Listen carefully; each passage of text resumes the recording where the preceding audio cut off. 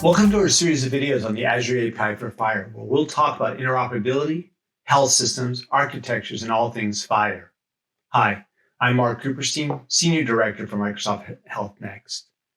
With this video, we continue our journey of exploring the Azure API for FHIR, and in this video, we'll talk about ingesting data into FHIR from your EMR, or electronic medical record system. Let's take a look when we think about the Azure API for FHIR, and we think about the important things that we do. Now, in the middle of the diagram here really represents this FHIR system or FHIR ecosystem. Why do I say ecosystem? Because we recognize that sometimes there's more than one persistence store. For example, we have our FHIR server. Now we also have our medical imaging server for DICOM. Two different stores, but yet they're very related. But when we think about how do we ingest data, and how do we bring your data from the EMR in? We need to really look at different ways that you may ingest data. One of them is batch, right? You may read data from your EMR via batch or your lab system, or perhaps social determinants of health, or you're using text analytics for health. Any one of a number of ways to bring data into your solution, into FHIR. Why would you use batch? Typically, you use batch for bulk ingestion. I want to grab what I have today and bring it into FHIR. Or because of the way that I'm reading my data from the EMR, there's no point in doing real time. I should do batch. A good example is Epic provides a warehouse system called Clarity, which is written to on a scheduled basis. Well, you don't need to do real time because Clarity is not updated in real time. So you can process the data in batch mode, as an example. And the other way to do ingestion is real time. Now, real time is super important for how would you bring data in as it's actually changing in the environment. Why is this important? Imagine you have scenarios where you actually want to react to data as it's changing. You want to react as data comes in so that you can do things like clinical decision support. You can look at the data and make decisions. Do I need to notify a care team? Or any one of a number of possibilities. In another video, my colleague, Doug Seven, talked about HL7 and CCDs and how would you ingest those. That's designed to do it real time. How do you take HL7 V2, for example, and convert it to FHIR to ingest it? And we'll talk a little bit more about what I mean by the ingestion pipeline. And just for the purpose of this picture, understand what we're saying is once you have the data in your FHIR system, there's really three ways to get it out. There's transactional, the classic way I'm giving you data about Mark or whomever. Another is real time. As data is changing, I want to process it. I care about what happens. We do that for risk assessments, clinical decision support, perhaps even reaction to Internet of Medical Things. As devices pick up data, does the care team care about threshold being breached? Do I have to worry about somebody's blood pressure or glucose? Also, when we think about the Microsoft Cloud for Health, we use a real-time connection to feed the data to Dynamics. So that way, as changes occur in FHIR, they're reflected almost immediately in the Dynamics subsystem.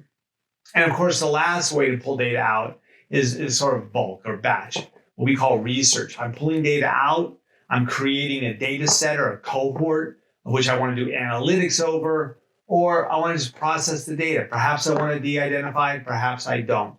You have any one of a number of choices. But as a model, this picture really represents the high-level architecture of our system. When we think about ingesting from an EMR, we really need to think about the various ways we might want to pull data in and the various systems we may pull from. Perhaps, as I said earlier, we get FHIR data, or maybe it's an HIE, or we want HL7. A good example is the ADT message, the admission, discharge, and transfer.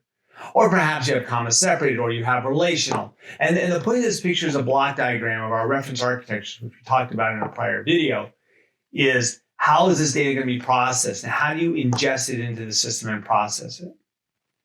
I'd like to say this is a magic pill you can take, and the red pill, and suddenly you have ingested your EMR. But the reality is there's always a little bit of work to do, because every system, like I said earlier, does it a little bit differently. Consider, for example, this is a reference architecture for data ingestion. We see the various ways that we may bring data into FHIR. Perhaps it's via a relay, what we call MLLP, the minimum low-level protocol, where I'm listening for HL7 V2 messages as they occur in the hospital network, whether over a VPN or directly in the network. How do I pull that data? How do I bring it up into Azure and process it and guarantee that it gets delivered in a meaningful way to FHIR so you don't have lost records.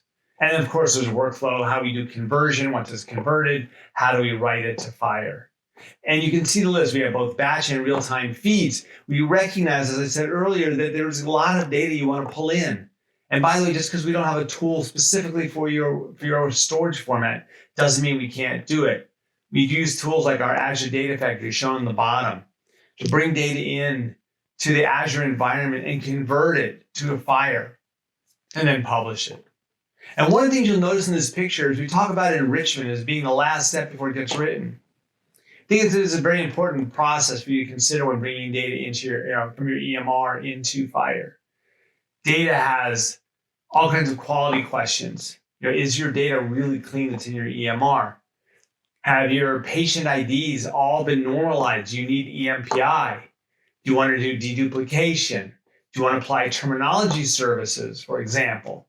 Do you want to do quality checks? Do you want to do profile validation? There's any one of a number of paths you want to look at, to take a look at the data. And how would you do that? And one of the things we show you in our examples and we provide is tools to help you put these pieces together to get your data from your EMR or your lab system or one of your external systems and get it into FHIR. Is this a simple answer? No. I wish it was.